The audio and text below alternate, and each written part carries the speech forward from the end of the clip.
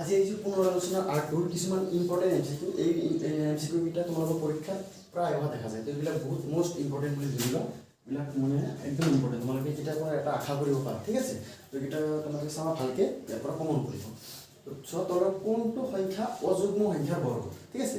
তো এই এনেকুৱা ধৰণৰ কুৱেশ্যন যদি আহে অযুগ্ম সংখ্যাৰ বৰ্গ, তো তোমালোকে লাষ্টত চাবা লাষ্টত কোনটো অযুগ্ম আছে, এইটো অযুগ্ম আছে, গতিকে এইটো হ'ব আমাৰ আনচাৰ। মানে অযুগ্ম সংখ্যাৰ বৰ্গ অযুগ্ম সংখ্যা, ঠিক আছে, লাষ্টত অযুগ্ম থাকে।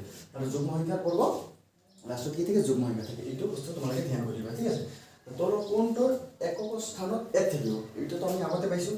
একক স্থানত এক কোনটো থাকিব, তোমালোকে লাষ্টটো স্কুৱেৰ কৰিছোঁ, 9×81, মানে এইটো 81 হয়তো লাষ্টত এক আছে, মানে এইটো তোমাৰ আনচাৰ হ'ব। বাকী এইটা চাবা 4×4 × 16 নহয়, 8×8 = 64 নহয়, 0×0 গতিকে আমাৰ আনচাৰ হ'ব এই অপশ্যন এ, ঠিক আছে। তাৰপিছত 3 নম্বৰ 18² আৰু 19² মাজত কেইটা স্বাভাৱিক সংখ্যা আছে। তো এনেকুৱা যদি কুৱেশ্যন আহে, তোমালোকে ডাইৰেক্ট কি কৰিবা, ফাৰ্ষ্টত যিটো সংখ্যা থাকিব 80 2ৰে পূৰণ কৰি দিবা। 2ৰে পূৰণ কৰিলে কিমান হ'ব, 36, ঠিক আছে। তো আমাৰ এই 36টো হ'ব ইয়াৰ আনচাৰ। এনেকুৱা যদি কুৱেশ্যন থাকে চিৰিয়েল এটাৰ পিছত এটা স্কুৱেৰ থাকে, তেনেহ'লে খালি ফাৰ্ষ্টত যিটো আছে সেইটো কি কৰি দিবা, ডাবল কৰি দিবা, ঠিক আছে। তলৰ কোনটো বৰ্গ সংখ্যা নহয়, ইয়াৰ ভিতৰত কোনটো বৰ্গ সংখ্যা নহয়। এইটো আমাৰ বৰ্গ সংখ্যা হয়। এইটো কিমান পূৰণ কৰিলে, 21 পূৰণ কৰিলে আমাৰ এইটো কি, 21ক স্কুৱেৰ কৰিলে এইটো আহে। আৰু এইটো আহে আমাৰ কি, 24ক যদি আমি স্কুৱেৰ কৰোঁ আমাৰ এইটো আহে, ঠিক আছে। এইটো 24 স্কুৱেৰ, আৰু এইটো আহে কেনেকুৱা 27ক যদি আমি স্কুৱেৰ কৰোঁ এইটো।